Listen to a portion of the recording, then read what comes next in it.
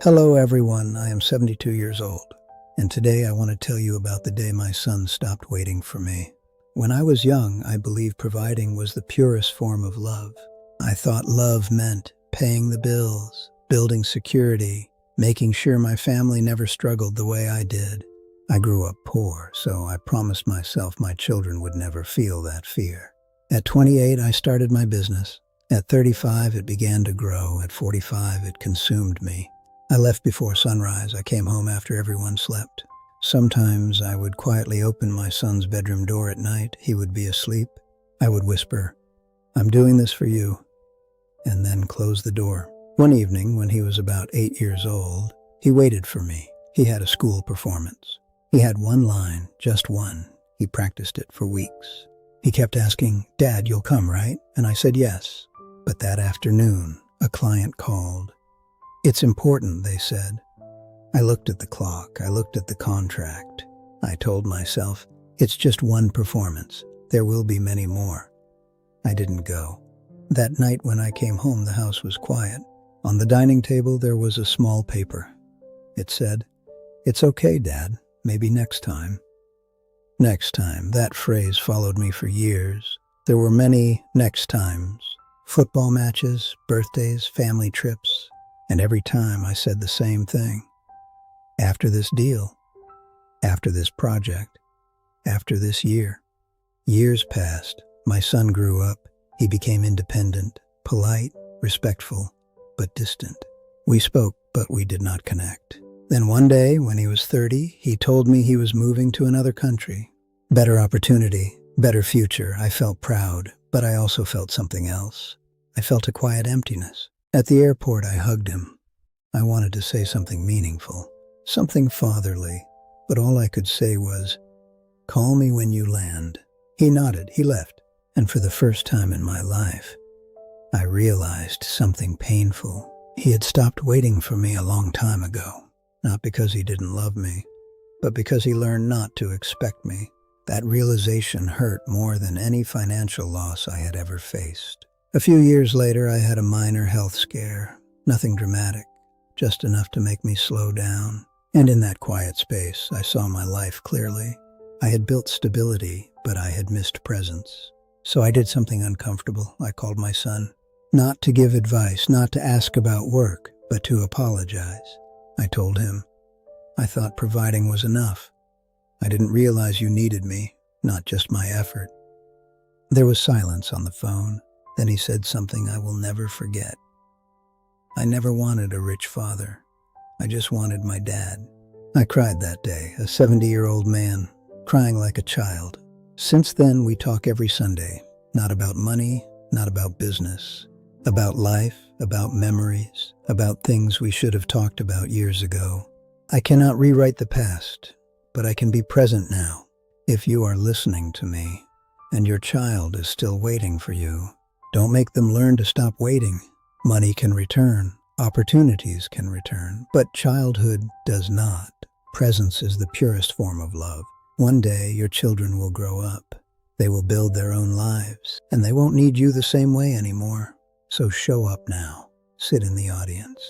Attend the small moments. Because to you, it may be just one evening, but to them, trust me, it may be everything. After that phone call, something inside me changed.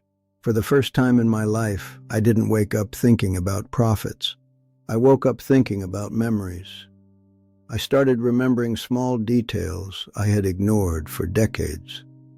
The way my son used to run toward the door when he heard my car. The way he held his drawing and waited for my reaction. The way he used to sit near the window on Sundays, hoping I wouldn't leave for the office. And then I remembered something that broke me. One Sunday morning when he was around 10, he asked me, "Dad, when will you be free?" I laughed and said, "Soon." He asked again, "No, I mean, when will you be free for me?"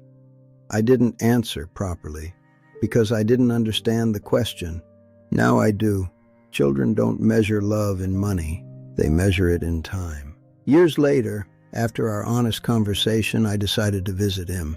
It was the first time I traveled without checking emails every hour. When I arrived at his home, he opened the door, he smiled, but this time I noticed something. He had my eyes. The same tiredness, the same drive, the same hunger to succeed. And suddenly I felt afraid. Was he repeating my life? That evening, while we were sitting together, I asked him, "Are you happy?" He paused. Not a quick answer, not an automatic yes. A pause. That pause scared me more than anything. He said, "I'm trying to build something big."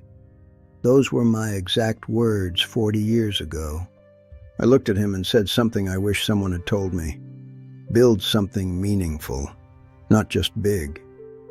We talked for hours that night about pressure, about expectations, about fear of failure, and for the first time, we weren't father and son.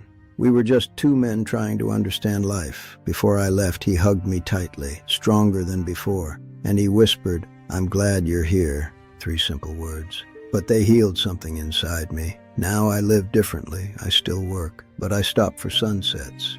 I answer calls from family immediately. I visit my grandson's school events, even the small ones, especially the small ones. Because I finally understand something. Life is not a race to the finish line. It is a collection of moments. And success without shared moments is just a lonely trophy. If you are chasing your dreams right now, that's beautiful. But don't sacrifice the people who are cheering for you. Because one day when the noise fades, the only thing that will matter is who is sitting beside you. Not how much you earned, but how much you showed up. And if your child is still waiting for you today, go.